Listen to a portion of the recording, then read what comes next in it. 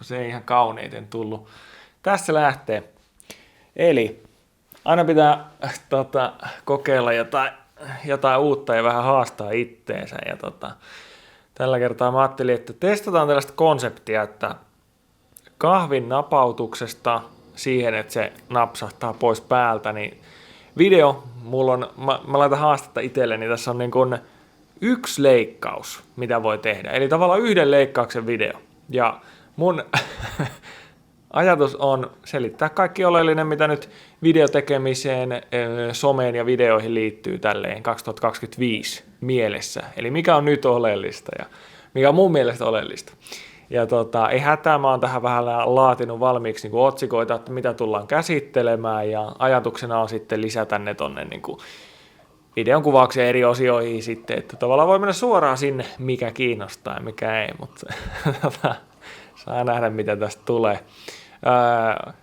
Mä saan kahvia vasta ihan kohta, joten sekin voi vähän vaikuttaa tähän. Mutta mennäänpä itse asiaan, koska kellohan käy. Niin, no ihan ensiksi mun pitää sanoa, että mä ainakin tykkään itse se, että kun videon tekijät kertoo itse vähän omia kuulumisia, niin kerrotaanpa itsekin nyt, että mites mulla menee. Mulla menee ihan hyvin. Mulla kotiasiat kunnossa ja niin kummeli lainaten voi sanoa, että kotiasiat on kunnossa ja videoiden tekeminen on kivaa. Ja urheilu on myöskin kivaa. Et voisi sanoa, että ihan hyvällä mallilla eläminen on ja olen ihan, miten sen nyt sanoisi, onnellinen. Meneekö vähän liiallisuuksiin? No niin, tää lähti heti taas ihan laukalle.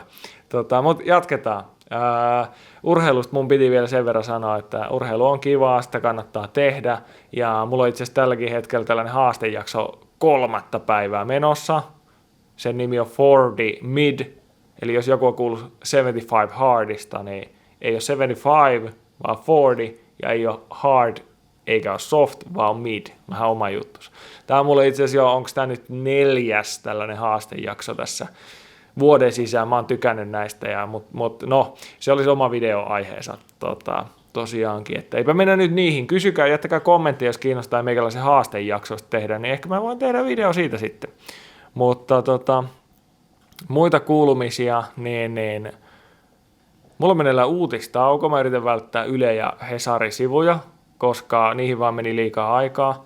Ja mulle tuli TikTokissa vastaan sellainen hälyttävä video, missä puhuttiin, että kuinka paljon meidän kuluttamasta sisällöstä on luotu viimeisen 24 tunnin aikana.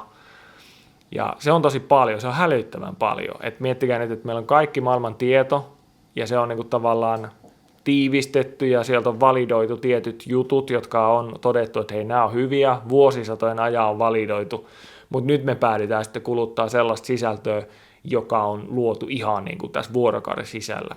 Ja se ei välttämättä olisi huono juttu, jos se olisi niin kuin hyvää, pätevää sisältöä, mutta kun se on sellaista, joka tavallaan ruokkii meidän impulssiaivoja. Joo, mulla on tästä puhelimella muistiinpanot myöskin, että mä ehkä nyt pelkään, että mä jään liikaa jumitun niihin, mutta siis ei näistäkään jutuista nyt liikaa siellä ollut. Mutta sen takia mä nyt muistan, että koska nyt vaihtuu osio ja kahvikin tippuu ihan hyvän tahtiin, kohta saadaan kahvia. Mistä minä tiedän mitään? Tai siis mitä minä tiedän mistään mitään? Tämä on sellainen niin kuin tavallaan uskottavuus-disclaimeri tähän väliin, että hei, jos et minua tunne tai tiedä, niin olen Julius, Aito-videon perustaja ja videotuottaja, ja Aito-video on, no mä laitan tohon nyt tekstinä info, koska muuten mä jumitan liikaa niihin, tulee liian myyntipuhemainen juttu, mutta toimin tässä tosiaan itsekseni, mutta yhteistyössä asiakkaiden kanssa ja sitten vähän niin kuin erilaisten bändikaverien kanssa riippuen tilanteesta, että on hyviä asiantuntijatahoja siellä täällä eri juttujen asiantuntijoita. Et mä keskityn tähän videoon ja voidaan ajatella, että mä oon vähän niin kuin videon, niin kuin musiikissa on tuottajarooli, sitten sulla on esiintyjät erikseen, niin sama juttu, mutta videolla. Ja joskus mä oon myöskin käyttänyt termiä personal trainer, koska välillä tarvitaan joku ulkopuolinen puskemaan sitä videosisältöä tai siis personal trainerin tapauksessa, niin käymään salilla ja tekemään liikkeitä oikein, niin vähän sama ajatusta. Mutta mä oon tehnyt yrittäjänä videohommia 6 vuotta, sitä ennen on tehnyt video- ja markkinointihommia pitkän aikaa, ja on kyllä nyt ennen kaikkea tässä yrittäjänä, niin on kyllä oppinut tekemällä virheitä todella paljon, mutta silleen hyvällä tavalla, no vähän huonollakin tavalla, ei siinä mitään, mutta olen tehnyt virheitä ja oppinut kantapään kautta tosi monia juttuja, ja nyt voi sanoa, että on sellaista tietämystä, mitä esimerkiksi tekoälyllä ei ainakaan vielä ole. Että muun muassa se, että miksi videot saa katseluita, miksi ne ei saa katseluita, ja tarviiko videoiden edes saada katseluita? No yleensä kyllä tarvii, mutta on monia muitakin tekijöitä, mitkä vaikuttaa siihen, että tehdään onnistunutta videosisältöä. Ja mulle voisi sanoa, että tietynlainen pakkomielle on ollut aina tavallaan, mulla on ollut intohimo videota kohtaan, liikkuvaa kuvaa kohtaan, mutta nykyään vielä se niin kuin on korostunut, se pakkomielle tulee sitten, miten tehdään yrityksille ja niin kuin liiketoiminta mielessä tehdään sellaista videosisältöä, joka tuottaa tuloksia, että se on, koska nyt siis, no tästä mä voisin puhua monta päivää, mutta tavallaan nyt se on mielenkiintoista sen takia, että kun se ei ole sitä hyvälaatuista sisältöä, se on sellaista rososta aitoa, se voi olla nopeasti kuvattu, mutta yleensä se kuitenkin sitten, että se ei olekaan niin yksinkertaista tehdä sitä jatkuvasti. Ja miten sä teet sen, se muuttuu koko ajan. Siihen on tietyt perusteet, ennen kaikkea ehkä, miten mä tykkään korostaa, niin oman näköistä ja erottuvaa. Mennään siihen, jos mä ennätän myöhemmin. Mut kuitenkin ehkä nyt selkeä trendi on se, että orgaaninen videosisältö, organic social termistä puhutaan myöskin, niin sellainen niin kuin aito, itse tehty videosisältö, se tuottaa tuloksia ja se on niin kuin mikä mua kiinnostaa ja motivoi, koska mulla on täällä ylhäällä toimivalla videosisällöllä muutetaan yritysten liiketoimintaa ja ihmisten elämää. Ja yrittävien ihmisten elämää vielä. Että näin. Joo, mutta mulla on ollut kyllä tässä matkan varrella niin kädet savessa. Ja nimenomaan se, että on tullut tosi paljon karttunut oppia ja näkemystä siitä, että videot somessa, miten tämä koko homma kehittyy ja mikä toimii ja minkälaiset pienet jutut milloinkin toimii. Mä oon toiminut erilaisten asiakkaiden kanssa hyvin laajalla skaalalla ja tehnyt niin kuin yksittäisiä videokampanjoita, mutta myöskin sitten niin kuin jatkuvaa videosisältöä. Ja se opettaa koko ajan, että koko ajan yritetään testata ja tehdä uusia juttuja, jotta saataisiin niitä niin kuin oikeasti merkittäviä tuloksia. Ja loppujen lopuksi se on, voisi sanoa, että se on jännä, mitä tässä on oppinut. Se on yksinkertaisista jutuista kiinni, mutta sitten se kuitenkaan ei ole niin helppoa, miltä se näyttää. Ja sitten se kuitenkin on. Tässä välissä otetaan kahvia. Tekää toivottavasti. Mulla on tässä muuten uusi järkkäri, niin, joka kuvaa. Yleensä monesti mä nykyään kyllä kuvaan puhelimella.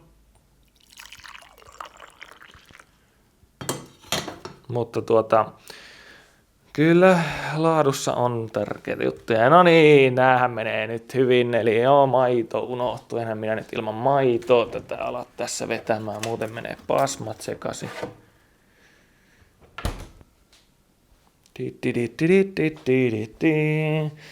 Toivottavasti mietit siellä hyviä ajatuksia tällä hetkellä, kun meikä kaataa maitoa. Mä oon tästä toinen, ettei tule ylimääräistä sponssia, niin ei tarvi laittaa mitään klausureita. No niin, cheers.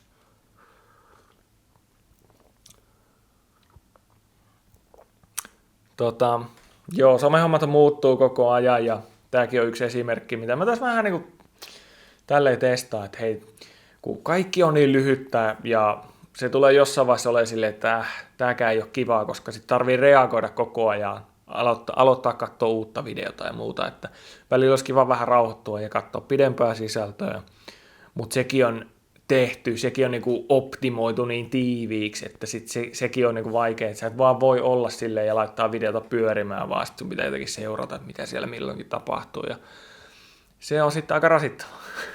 niin, tässä ehkä vähän yritetään myöskin sitä taklata, että sä voit siellä puuhailla, mitä puuhailit ja Totta kai voit sinne katsoa tän ja voit katsoa tuplanopeudella tai ihan norminopeudella, mitenkä tykkäät rentoutua. Mut, joo, voisin puhua vähän videosta ja somesta niin katsojan ja tekijän näkökulmasta, niissä on pientä eroavaisuutta. Ja ehkä niin kuin katsojan näkökulmasta nyt video toimii, se on varmaan niin kuin itsestään selvää, ja somessa niiden näkyvyys kasvaa koko ajan, koska ne pitää niin kuin katsojat siellä somessa, pitää ne käyttäjät somessa.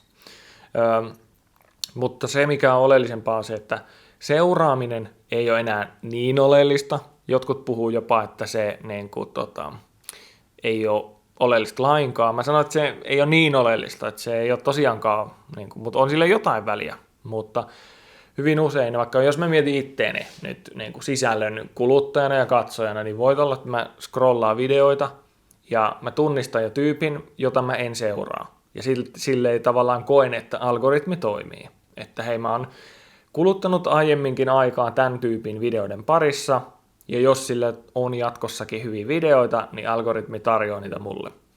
Ja mä en välttämättä aina edes seuraa. Ja itse asiassa jos tarkkoillaan, niin mä en välttämättä edes tykkää videosta, jota mä katson. Että mä saatan vaan jakaa sen vaikka kaverille. Että se on kanssa yksi merkittävä tekijä, että miten paljon jaetaan. Ja itse asiassa mä en välttämättä edes jaa. Mä en välttämättä tee mitään muuta kuin katson. Koska mä niinku tiedän, että tietynlainen video, että no ei mun tarvi edes jakaa sitä, koska se tulee mun frendeille näkyville kuitenkin. Ja jopa vähän niinku tykkään katsoa, että jakaako ne sitä niinku mulle takaisin. Mut joo, no tää tavallaan kaikki vähän niinku kertoo siitä, että mitenkä some ja video toimii nykyään. Ja totta kai maailman pullolla sisältöä ja kilpailu on kovaa. Ja se, mitä siellä niin kuin halutaan nähdä, niin on kaikkea muuta kuin sellaista mainosmaista. Sellaista luonnollista ja hauskaa ja informatiivista myöskin. Mutta se, että seuraamisella ei ole niinkään väliä. Ja sitten sillä vaan, että miten paljon sä käytät sen videon parissa tai sisällön parissa aikaa. Mä uskon myöskin, että ei kuvatkaan ole täysin katoamassa, koska sama juttu kuin, että vaikka sä katsot videota kaksinkertaisella nopeudella, TikTokissa voi tehdä kätevästi siitä kuvan reunasta, niin sama juttu sitten, että Instagramissa ja myöskin TikTokissa niin kuvakarusellipostaukset on suosittuja, koska ne toimii, se katsojan näkökulmasta, käyttäjän näkökulmasta se on kiva, se pystyt hallitsemaan sitä niin kuin tahtiin, millä sä kulutat sitä sisältöä. Mutta joo, ehkä ylipäätään voisi miettiä sitä, mitä mä miettisin, että toimiiko some niin kuin ylipäätään, että siinä pyritään maksimoimaan se, että kuinka paljon aikaa sen parissa vietetään, ja yritykset pyrkii maksimoimaan voittonsa, jotenka tämä niin kuin tie ei välttämättä johda hyviin tuloksiin. Ja tälle ehkä tehdään jossain vaiheessa jotain. Mitä? Niin no en tiedä. Mutta sama juttu, että ylipäätään somealustot ja jos mä nyt löytäisin ne kuvat, niin mä ehkä laittaisin tähän, eli somealustat ja trendien elinkaari. Että tavallaan se on alkuun kaikki uusi niin kuin trendit ja somealustat, ne on kiinnostavia, hauskoja, mutta sitten ajan saatossa niin se niin kuin, homma kyllästyy ja sitten vihdoin yritykset tulee sinne ja pilaa kaiken. Tekemällä niitä samoja trendejä, hei, tää on hauskaa. Näinhän se menee. Ja kaikesta tehdään vähän niin kuin mainosmaista. Ja sitten ollaan silleen, että aletaan niin taas tunnistaa, että niin, tässä on vaan niin kuin yrityksen mainontaa. No joo, ei voi nyt mennä liian negatiivisiin viboihin, mutta ehkä sen sijaan, että mikä toimii somessa, niin kyllä mä uskon, että miksi se toimii, niin on se, että se on niin kuin ihmisiä. Ja ihmiset tekee itse sisältöä ja jotenkin se kulma siihen, että ne ei ole yritykset, jotka siellä tekee mainosvideoita, vaan ne on ihmiset, jotka tekee niin kuin itse sitä sisältöä. Ja jotenkin sä haluat nähdä, että mitä ne on itse päätynyt tekemään. Ja totta kai hauskuus, elämä ylipäätään, sellainen aito tekeminen, se on niin kuin paras tapa summata se vaikka sitten itse aitous, mitä se tarkoittaa, niin no, tarkoittaa vähän monta asiaa, lähestyttävää ja kaikkea. Mutta ehkä se, että ihmiset tekee jotain, että se ei ole sellaista konemaista, täydellistä shaishea. Lakonista shaishea. Mennään sille.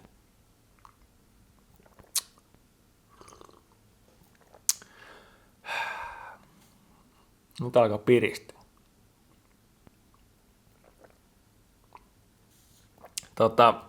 Mutta sitten tekijän näkökulmasta otetaan taas vähän muistiinpanoja. Mä en muuten tiedä, miksi mä pidän tätä mikkiä tässä tälleen.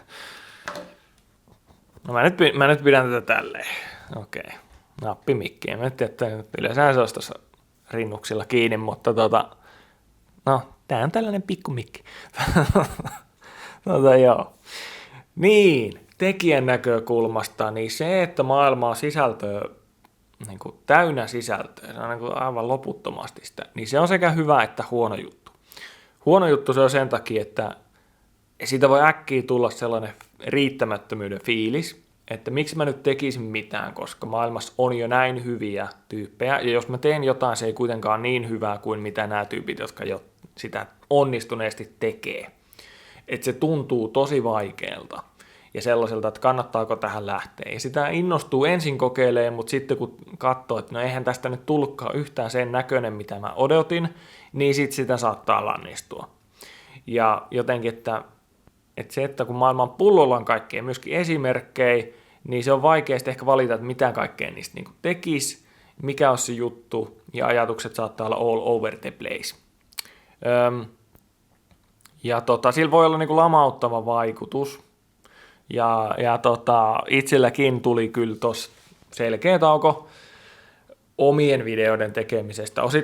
Kyllähän se nyt johtuu ennen kaikkea, että mä tein asiakkaille videoita, niin kuin se oli se pääsyy siinä, mutta kyllä sitä vähän sitten oli myöskin itsellä se fiilis, että no, kun mä tavallaan niin kuin, mä kävin kaikki jutut läpi, mitä mulla oli mielessä, mä tein niistä videoita ja sitten oli vähän, että no mitä mä nyt, niin kuin, nyt olisi pitänyt aloittaa käymään ne samat jutut uudelleen läpi.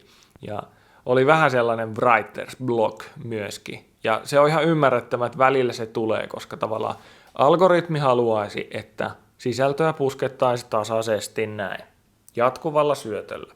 Mutta sitten taas, että sen luominen vaatii aina välillä sitä suunnitelmallisuutta, ja sitten välillä, jos sä vaan teet, niin et sä pysty loputtomiin sitä tekemään, koska välillä sun pitää miettiä, että hei, mitä mä nyt tästä oikein teen, miksi mä teen näitä juttuja, ja välillä pitää vähän kääntää sitä kelkkaa, pitää vähän kääntää suuntaa, mitä tekee ja miksi, ja mitä juttuja siellä korostaa.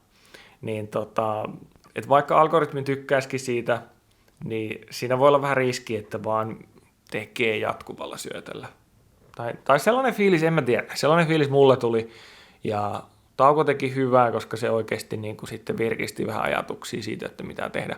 Myöskin se, että tietenkin kun tekee asiakkaille videoita, niin se opettaa tosi paljon, ja mä sparrailen myöskin sisällöntuottajien kanssa ja yrittäjien kanssa tai sellaisten tyyppien kanssa, jotka tekee itse videoita, niin että miten he tekee oman näköistä settiä.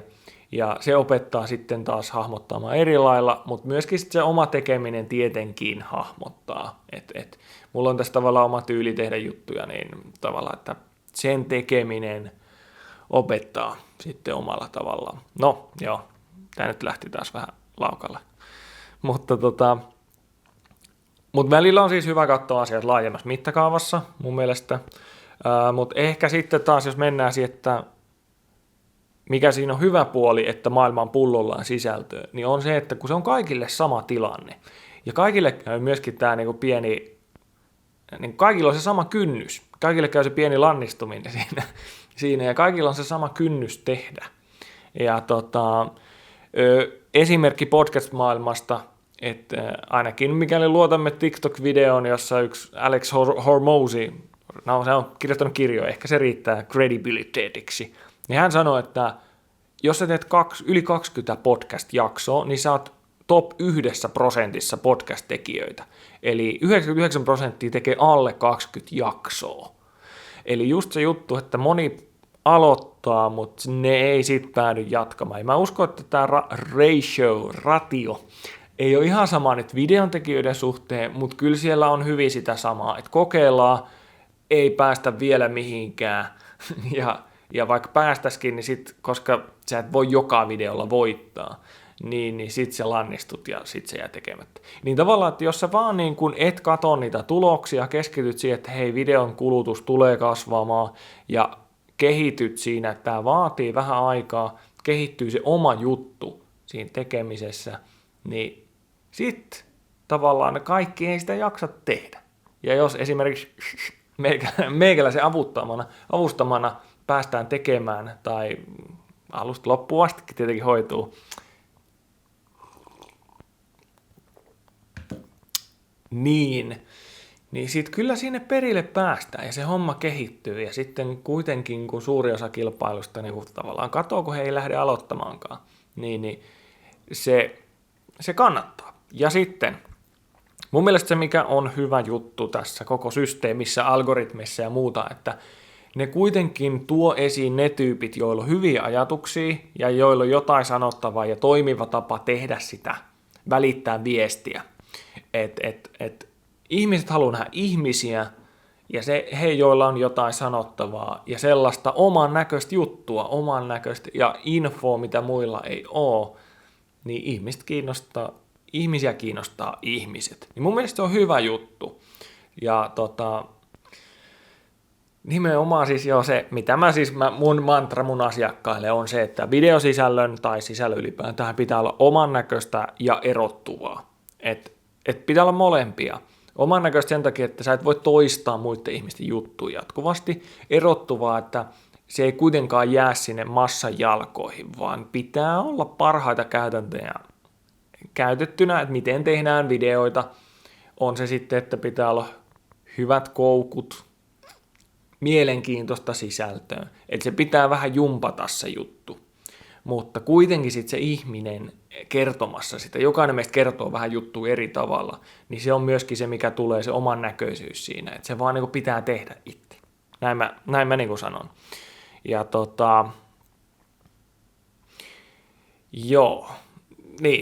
sitä mietin vielä, mulla oli tässä pointtina, että siis tavallaan samaan aikaan videoiden tekeminen mun mielestä vie aikaa, mutta sitten se ei vie aikaa. Niin kuin, että sä voit tehdä 10 videota minuutissa, tunnissa, minuutissa, miten päin vaan, mut sitten oikeasti kyllä, että mä uskoisin, tai mitä mä olen oppinut, ei se ole vaan uskostavaa, että käytännössä se menee niin, että se ei riitä, että sä teet vaan niitä nopeat videoita, silloin tällöin vasta tarvit suunnitelmallisuutta sinne taustalle, jotta se koko homma toimii. Mä en nyt mä mietin, että mähän voisin tehdä tässä nopea video. No mäpä teen nyt nopea videosta kuitenkin. No niin, tästä näin, selfie päälle. Näin mä tekisin video nopeasti. No niin, morjesta täällä mikki kädessä ja kuvaukset käynnissä. Kuvataan pitkästä aikaa vähän pidempää videota tuonne YouTuben puolelle, eli jos kannattaa kuulla mikä on oleellista videojutuissa vuonna 2025, niin kannattaa tsekata sieltä. Aika sellaista höpötystä meininkiä tuli. No niin, meppä sinne. Palataan. En tiedä, joo. No joo. No. Tuossa nyt tuli ehkä esiin, että miten tämä tavallaan on helppoa, mutta sitten ei ole kuitenkaan helppoa. Mennäänpä eteenpäin. Miksi me ollaan koukussa? Me ollaan koukussa, minä ainakin olen koukussa jossain määrin. Ja pääsyy varmaan siihen on se, että some on ilmasta. Some on ilmasta ja siellä on monta sataa, tuhansia ihmisiä kehittämässä sitä sovellusta jos toista, jolla sitten saadaan ihmiset pysymään siellä. Ja siellä on niin hauskaa sisältöä myöskin, että sekin tavallaan unohtuu kaiken keskellä, että kun puhutaan sitten koukuttavuudesta, että kun se on myös hyödyllistä. Se on monesti siellä on hyödyllisiä juttuja, mitä tulee väliin. Siellä on hauskimpi juttuja, mitä mä oon ikinä nähnyt. Sitten siellä on tosi hyödyllisiä juttuja, että viimeisen parin vuoden sisään on tosi monta juttua, jotka on vaikuttanut mun elämään. Ihan konkreettisesti jotain lifehackkejä tai ajatusmallia. Ja kun näitä kaikkia siellä jaetaan, niin onhan se koukuttavaa. Ja sitten siihen liittyy just se, että sä et halua olla poissa niin kuin tavallaan siitä loopista, poissa niistä trendeistä. Sä haluat olla mukana menossa. Että niin kuin kaikki nämä vaikuttaa. Ja joo, sitten siinä sovelluksessa on sellaista tiettyä imua myöskin tunnistan, että se jotenkin se nopea syklisyys niin on sellainen, että välillä aivot ne vie sut sinne someen ennen kuin sä ehdit edes niin kuin tajuta, että sä oot jo mennyt. Ja se ei ole hyvä juttu, mutta sitten myöskin just se, että miksi, koska se on niin palkitsevaa monella eri tavalla, että se ei ole vaan sellainen, että sä saat nopean naurut tai surut tai muuta. vaan että siellä on myöskin tosi hyödyllistä ja elämää parantavaa settiä. Mutta niin puhutaan myöskin sitten sellaista dead timeista, että nythän me käytetään kaikki aika, jolloin meillä on hetkenkin tylsää, niin puhelimen parissa, että meidän pitäisi saada vähän aivoja resetoitua. Ja mä uskon, että tämä varmaan tulee tasapainottumaan sitten jossain vaiheessa, mutta se pitää niinku hyväksyä, että tässä ollaan koukussa, että tämä on oikeasti aika niinku silleen vaikea. Mä itse näen siinä sen, että vähän aina pitää miettiä sitä, että onko tämä ok nyt tehdä sellaista sisältöä, videoita, jotka tukee sellaista niin kuin somekoukuttuvista. Mutta kyllä mä sitten kuitenkin mun fokus on siinä niin kuin oikeasti, että keskityn tavallaan videot, mikä vaikutus niillä on liiketoimintaa itse kullakin ja minkälainen vaikutus sillä on sitten laajemmin ihmisten elämään, yrittäjien elämään, yritysten liiketoimintaa, mutta myöskin sitten, että on sellaisia juttuja, mitä siellä tehdään, jotka taas parantaa ihmisten elämää. Niin, joo, mutta ei ole yksiselitteinen juttu, mennäänpä eteenpäin. Ai.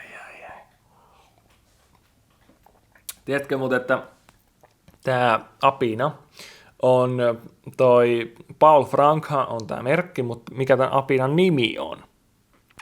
Joo, Julius. Ihan kuin kaksi marjaa. No, toivottavasti vielä on aikaa, mutta vaikuttajat ja UGC, mikä sen tulevaisuus on? Tuleeko meistä kaikista influenssereita vai niin kuin kaikillahan meillä on saumaa mennä viraaliksi vai lopahtaako kiinnostus tehdä mitään hetken päästä? Onko siinä liikaa vaivaa? Mitä mä uskon, niin mun mielestä tämä tulee homma kehittyy silleen, että nyt jo osaavat vaikuttajat tienaa paljon ja sama trendi jatkuu. Eli osaavat vaikuttajat, jos sä osaat kertoa tarinoita videolla ja muutenkin niin kuin silleen omalla tyylillä ja jengi tykkää siitä. Se tulee toimimaan ja sä saat sitä kautta yhteistyötä ja niille on tarvetta myöskin. Ongelma näissä on se, että kun he ei kuitenkaan niin kuin vaikuttajilla on se oma tyyli kertoa, niin tavallaan monesti yritykset ei haluaisi, että heidän juttuun kerrotaan sitä näkökulmaa, niin kuin vaikuttajan näkökulmasta. Että se on ongelma, tai sillä tyylillä, että he haluaisivat tuoda se oman viestin selkeämmin. Ja myöskin vaikuttajat sitten tietenkin on kalliita. Tähän ratkaisunahan on nyt tarjottu näitä UGC-videoita, eli User Generated Content, missä tavallaan sun palkkaat videon tekijän. Se vähän niin kuin näyttelijä, mutta ei kuitenkaan, joka tekee sinulle se video ja esittää, että se olisi vaikka sun käyttäjä, sun palveluasiakas ja kertoo siinä juttuja. Itsekin olen näitä tehnyt ja ne on ollut mielenkiintoisia oppeja, että niistä tulee taas omia ongelmia vastaan, että se laatu takuu siitä, että kun sul pitäisi olla sellaisia kasvoja, joita ei ole tunnistettu, niin että miten sä voit varmistaa, että kun nämä tyypit, joilla ei ole nimeä, niin tekee sen työn hyvin. Ja sitten taas ne UGC-tekijät, jotka tekee työn hyvin, niin ne taas alkaa näkyä vähän liian monessa paikassa, jolloin se tuntuu, että okei, tämä ei ole enää niin uskottavaa. Pikkuhiljaa kun ihmiset näitä näkee, niin siinä tulee ehkä se efekti, että nämä alkaa näyttää mainosmaisilta. Ja ne ei tunnu niin kuin uskottavilta. Tähän on termi, mitä monesti kommenteissa näkee tällaisessa videossa, on tämä NPC, eli non-playable character, eli vähän niin kuin videopelissä, sulla on joku hahmo, jota sä et voi pelata, ja sitten se on sellainen hahmo. Joo, tuleeko kaikista vaikuttajia? En usko. Mutta se, mihin mä panen pelimerkkini ja uskon, että kannattaa, niin on se, että ei niinkään UGC, vaan sanotaan nyt, että nimellä vaikka, tällä ei ole nimeä vielä, mutta keksin, että vaikka että se on TLS, työntekijöiden luoma sisältö. Eli ei ole käyttäjien luoma sisältö, vaan on työntekijöiden luoma sisältö. Eli ratkaisuna, mitä mä uskon, on tälle sellainen konsepti, mitä on jo maailmalla jossain päin kokeiltu ja on todettu, että hyväksi havaittu on tämä juttu. Välillä siis vaikea on puhua, kyllä. Mutta Se pointti on siinä, että tuodaan ne työntekijät sieltä firmasta itse näkyviin. Että tavallaan ihmiset ja käyttäjät, katsojat, ne ei halua nähdä niitä yrityksiä, mutta ei niitä haittaa nähdä yritysten videoita, jos niissä on ne yritysten omat työntekijät. Tuodaan esiin, näytetään aidosti, itse tehdysti sitä, että millaista se tekeminen on. Ja kerrotaan itse niitä juttuja. Tullaan esiin sieltä niin kuin tavallaan sellaisen verhon takaa. Ja silleen niin kuin tavallaan mulle, mitä mä aina korostan, on se, että tälleen näkyminen videolla on hyvä asiakaspalvelua myöskin. Ja mä uskon vahvasti, että se on se juttu. Sen takia mä myöskin tarjoan sitä ja teen paljon sitä, että minä en itse näy videoilla, vaan että siellä näkyy niin kuin yritysten omat työntekijät. Ja sitten tietenkin sama juttu pätee, että asiantuntijat. Että saadaan ne asiantuntijat yrityksistä esille, tai ylipäätään asiantuntijat muusta niin kuin formaatista kuin videosta, niin myös sinne videopuolelle. Niin mä näen, että se on oikeasti. Ihmiset haluaa kuulla sitä hyvää infoa niiltä oikeilta huippuasiantuntijoilta. Joten tämä on se, mihin mä uskon. Ja mä uskon, että tavallaan vaikuttajat ja UGC näille tulee olla omat paikkansa, mutta kyllä selkeästi, niin kuin, mikä myöskin on tätä organic social tuloksia tuovaa settiä, niin on tämä tavallaan TLS, työntekijöiden luoma sisältö. Ja mikäpä siinä, että tavallaan tätä ei ehkä voi tehdä ihan suoraan ainakaan alkuun, ihan itekseen. Siinäkin jotkut on onnistunut, mutta se ei ole niin helppoa. Niin videotuottaja auttaa näissä asioissa. Juurikin sitä varten täällä ollaan. Joo, hei, mulla on vielä aikaa, mä otan vähän kahvia. Ja tässä vaiheessa voisi heittää jonkun pohdittavan kysymyksen sinne. Mitä olet itse mieltä sosiaalisen median tilasta? Tykkäätkö katsoa videoita vai kuvia somessa? Käytätkö Instagramia, YouTubea vai TikTokia? Ja katsotko YouTubessa pitkiä vai lyhyitä videoita? Katsotko shortseja vai vaakavideoita?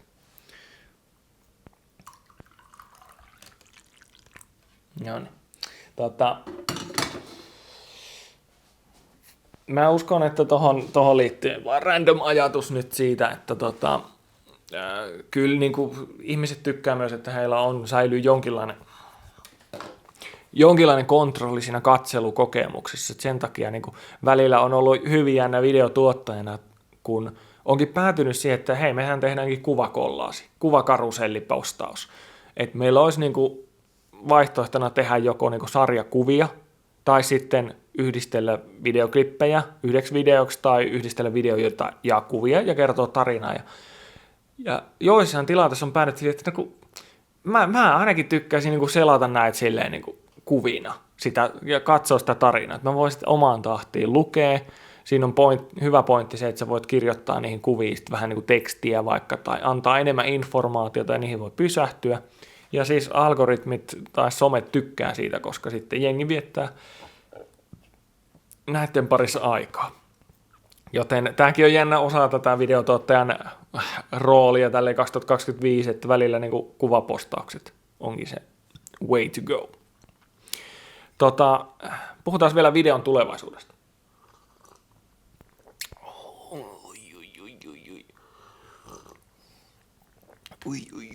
Alkaa heräileen päivään. Videon tulevaisuudessa oleellista on varmastikin se, että nämä jutut. Ihmiset versus yritykset.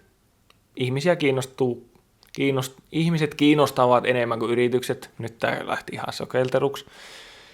Kenelle sä teet sisältöä? Teet sä sitä algoritmeille vai ihmisille? Tämä on myös sellainen kahtiajako, että sun pitää tehdä vähän niin kuin algoritmien ehdoilla, mutta kuitenkin pitää mielessä, että hei, siellä on ihan oikeita ihmisiä katsomassa niitä, että heille sä teet loppujen lopuksi ja luottaa siihen sitten, että jossain vaiheessa se viesti menee perille. Myöskin sitten se, että sä tarvit aikamoisen määrästä toistoa, jutuissa. Ja sekin vaatii sitten suunnitelmallisuutta, että sä et vaan toista sitä samaa sanaa, niin kuin se, mikä se yksi poliitikko, kun siltä haastattelussa kysyttiin silloin way back, että eri kysymyksiä, se vastasi aina sen sama reply, ja sitten tylysti Ylen toimittajat laittoikin sen vaan niin kuin, koko videoklipin nähtäville, ja näytti niin papuka ja meiningiltä. Mutta siis joo, että se tarvii toistoa, mutta sitten se pitää kuitenkin tehdä vähän silleen niin kuin hienosti, että se ei ole niin kuin näytä niin toistolta. Samaa ydinviestiä pitää toistaa. Mainosmaiset videot. Tarviiko sanoa enempää? No ehkä sen verran voi sanoa, että siis joo, mainokset ei toimi, maksetut mainokset, ne tunnistetaan, mutta myöskin, että jos se video näyttää mainosmaiselta, vaikka se olisi orgaaninen video, niin jos se näyttää liian hyvältä, niin se voi olla välillä riski. Tämä on tosi jännä, kun tässä on näitä videoita tehnyt, että nyt ollaan tultu tilanteeseen, että oikeasti liian hyvännäköinen kuva voikin olla ongelma sille, että sitä ei katsota, koska se on sille, että tämä näyttää nyt mainokselta, että ei mua kiinnosta. Ja kopiointikulttuuri on yksi juttu, mikä on hyvin jännä nykyajassa, että kun sulla on maailma pullollaan hyviä ideoita, niin välillä sä voit vaan niin kuin tavallaan nappasta sieltä toisilta parhaat ideat, ja sit kääntää ne, kunhan sä käännät sen riittävästi, että sä et kopioi ihan törkeästi sitä toisen ideaa, kun sä käännät sitä sopivasti, niin sekin on sitten ihan ok, koska sitten loppujen lopuksi ne katsojat, jotka katsoo sun videota, niin ei ole nähnyt sitä alkuperäistä matskua ja näin. En nyt sano, että kannatan tätä suoraan. Tärkeää mun mielestä nykyään on olla sitten, kun et ole tylsä. Se on myöskin. Ja kuten sanottu, oman näköistä, erottuvaa, inhimillistä, aitoa. Ja nopeiden tulosten kulttuuri on myöskin sitten, mikä mun mielestä vähän vaivaa, ja se on sellainen, mistä mä en itse tykkää, mutta tavallaan niin kuin vaikea löytää sitä oikeaa suhtautumista asiaan, koska siis, totta kai me halutaan oikoteitä asioihin. Ihan jo se, että jos meillä on niin kuin esimerkkinä pää on kipeä, niin me voitaisiin aloittaa meditointi ja tehdä sitä monta viikkoa ja sitten pääkivut lievittää. Versus me otetaan se burana ja kipu on poissa niin kuin hetkessä. No, karikatyyrisesti tämä esimerkki, mutta niin kuin, se kertoo siitä, että kyllähän me aina otetaan nopea ratkaisu, jos sellainen on tarjolla.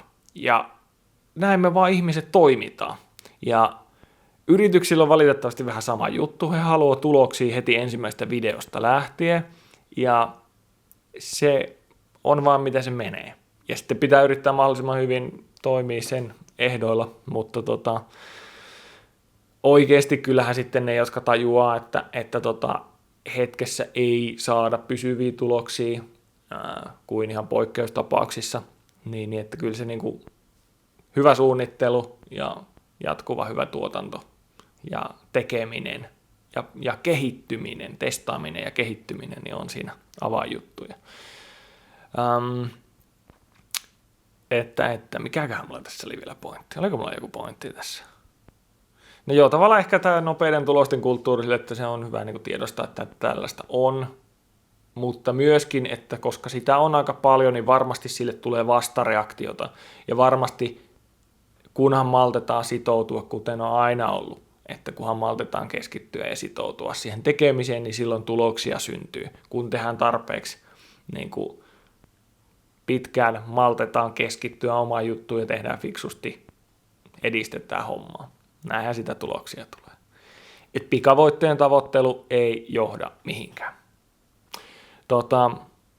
Jännä on myös teknologia ja laatu, että niin kuin, sillä on vähemmän merkitystä, mutta siis oikein hyvillä ajatuksilla on enemmän. Sitten, jos mä nyt vielä jonkun ajatuksen tähän heittäisin, niin no mun mielestä ehkä hyödyllisin voisi olla tämä laatu versus määrä. Älä ylianalysoi sun sisältöä, mutta sit suunnittele kuitenkin.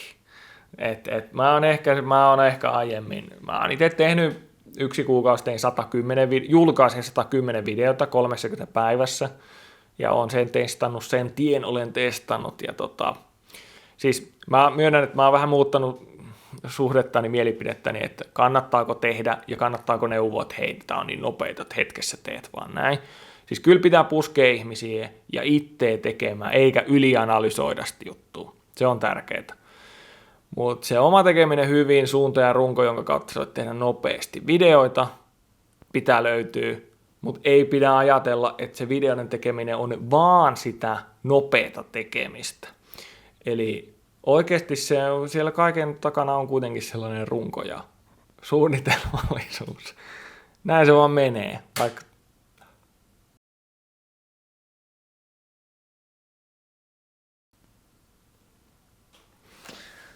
alright, se oli siinä.